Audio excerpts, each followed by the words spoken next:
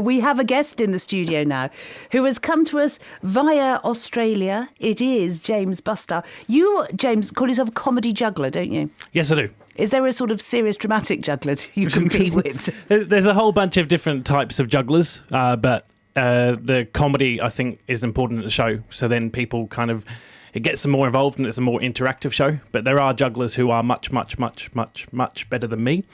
And they kind of do it more for a hobby, and some of them also do it on stage and kind of circuses and things. But I grew up in Australia, or over here, and then moved back to Australia, and now I'm here again. But it's all confusing for me in my life. But I decided to take the venture of doing comedy with the show to make it more entertaining. To make it more of a laugh, yeah. Yeah. And tell us about your current project that you're embarked on. While I just tweet this picture of you, explain what you're up to.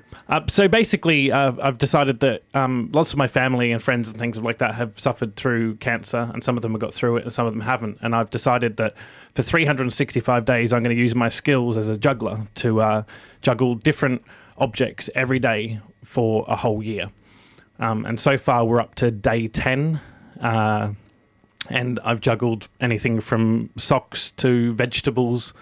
I mean, socks would be fairly safe, wouldn't it? If socks was probably the easiest thing of them all. What was the hardest? The hardest so far was actually clocks. Okay, right. So I juggled 4 clocks of different sizes and different weights and everything like that. And with juggling, it's all about the weights and things like that. But the reason I wanted to do the videos and things and put them online every day was I've set up a fundraising campaign through justgiving.com, the website, and it's to make money for that, but at the same time to have a fun side to it, and people can watch videos and laugh because it's not all going to work. So basically, if people have a look at the video, they can link through to your Just Giving. Yes. And where are the videos placed so people can have a look? We'll put one up on our Facebook page, but where can they find the whole lot? All the videos are uploaded to YouTube every day, and it's also they're all uploaded onto my website, which is jamesbustar.com, bustar.com.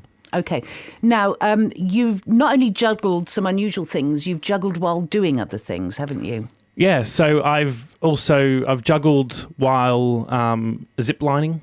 Right, that sounds good, because you've got the forward motion. Yeah, so gravity's kind of not on your side when you do it, but it worked. So that was good. I was surprised. I didn't think it would actually be possible, but it was possible.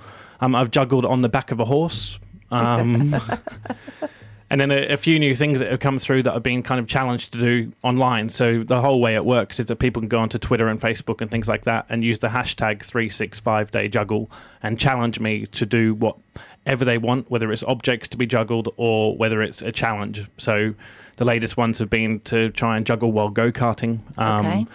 There's another one which was to juggle while skiing, and juggle bowling balls, which is another one. So really, if people have got a challenge for you, you'd be delighted to hear from them. So absolutely anything, because it's all about raising and aiding cancer research. So the videos are the fun part of it, but the back reason for it is obviously to raise money for cancer research, but have some fun while doing it. So tell us about your professional life when you're not fundraising for a great cause.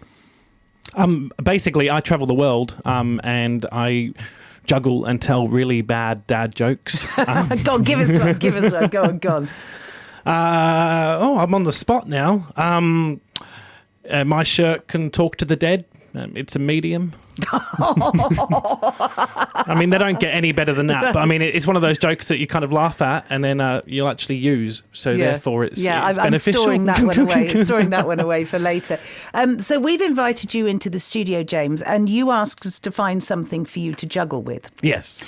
Now, we were looking for broken microphones, but we're BBC, we're very cautious and we just keep repairing things and they just keep going and going and going. So we couldn't find enough microphones. So what we came up with is an item that we don't know the name of. No, we couldn't work it out, could we? We couldn't work it out. But what I would say is if you've ever seen a sort of press conference where you've got all the reporters wielding their microphones at the politician or whoever it is, they have little branding covers on them, little boxes with the name of the radio station on. So we have got some of those. We've got 5 of a sort of triangular type.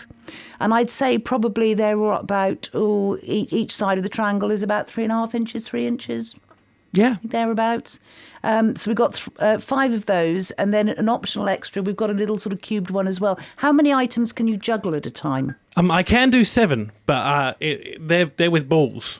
So balls. we're going to see how it goes. But I mean, I have to say that this is the first time that I've ever juggled on radio. Yes, So all you're going to hear on the other side of this is the sounds of juggling, which I'm releasing a CD next year, I think. So. My husband said to me when I went to work this morning, I said, "Oh, it's really good. We've got a juggler coming into the studio." He said, "That's great on radio. I hope you've also got a mime and a living statue to go with it."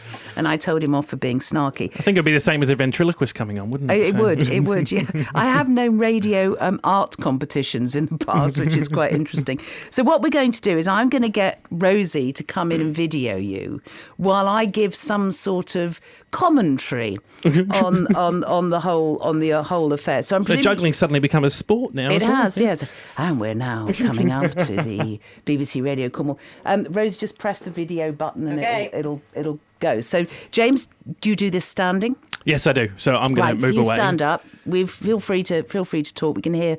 So James is now picking up the 5 triangle. I'll try 3 first. He's going to try 3 first.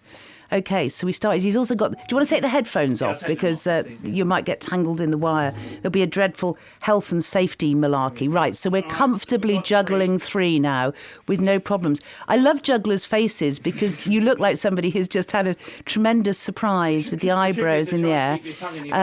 So now we're going for the complicated juggle, I would call that, with 1 in the middle and 2 going the other way. Oh, you're making it look like they're going to fall, but actually, I'm not sure whether this is just a trick. So 3 was a success. We're going for 4. Can anybody raise him 4? James Bustar, our charity juggler, he does it all for cancer charities. You can see his videos online, successfully juggling 4 of our microphone thingies, as we've dubbed them here, almost hitting the ceiling. And now we're going for the 5. He's going for the 5. He is definitely going for the 5. It's interesting how you can hardly hold them all in your hands at one time, yet once they're in the air, we're going. So here we go. 4-5, James Bustar. Oh, don't drop him. Don't drop him. Here we go. Oh, what? Oh, no, it's a false start. Here we go. 1, 2, 3, 4, 5. Oh, we're there in the air. And they crashed at the end. But you had them airborne, James. You had them airborne. And we will post that video on Facebook shortly. How long have you been doing that juggling thing? I've been juggling since I was 11 years old. So I kind of grew up in the UK in Newcastle. So I was a Geordie. Now I just have a really weird accent, which is a mixture of all the places that I've kind of travelled. But yeah, no, I started juggling when I was 11. Yeah. And then when I was 14, I ran away and joined the circus. Okay, so was it an old-fashioned circus or one of the sort of trendy Cirque du Soleil kind of circuses? No, in Australia, they've got a circus school. So basically you mix education with school. And so I went to the Flying Fruit Fly Circus, which is very well known, or the only really circus school in Australia where you do your school education while at the same time learning circus. And what sort of things do you learn? Do you actually sort of specialise from the beginning, or do you start doing all sorts of acrobatics and trapeze and things and then specialise?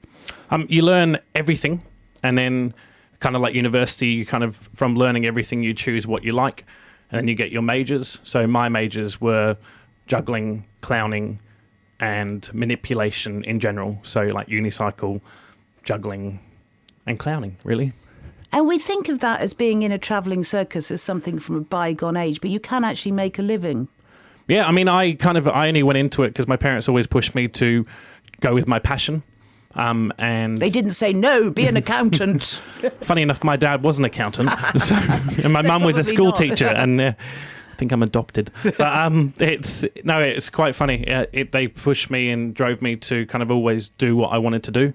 And I never went into circus for a career.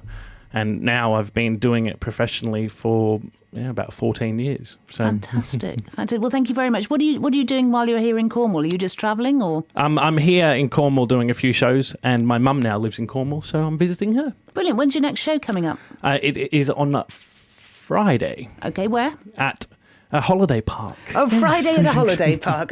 How mysterious. Do let us know. No, it'll be on Facebook. So just remind then, your website, if people search James Bustar, Bustar, yes, they'll find you. They'll find the videos. Yeah, and if they just go onto Twitter and things, or even onto your Facebook page, like you said, and challenge me, then I will read on that as well. Okay, so we are looking for challenges. If you have a challenge for James, we would love to hear from you. I know there's a company that does Segway rides. Maybe you could do it on a Segway, because that would be quite difficult, wouldn't it? Oh. Because how would you do it with your arms? I'd have to... You'd have to think. Well, I mean, I do a trick in my show where I juggle on a pogo stick, so I have to hold the pogo stick with my knees. Oh, right, okay. So, I mean, it could be possible, but I mean, the thing is, it's a video, so if it's not possible, then it's a funny video. Okay, so, and the sky's the limit. Just don't do yourself a mischief, James. Thank you very much for coming to see us. Cheers, thank you. No microphone thingies were harmed in the making of this video. Thank you so much. That's all right, no worries. Thanks, James. You're welcome. Thank you for having me in. No, that's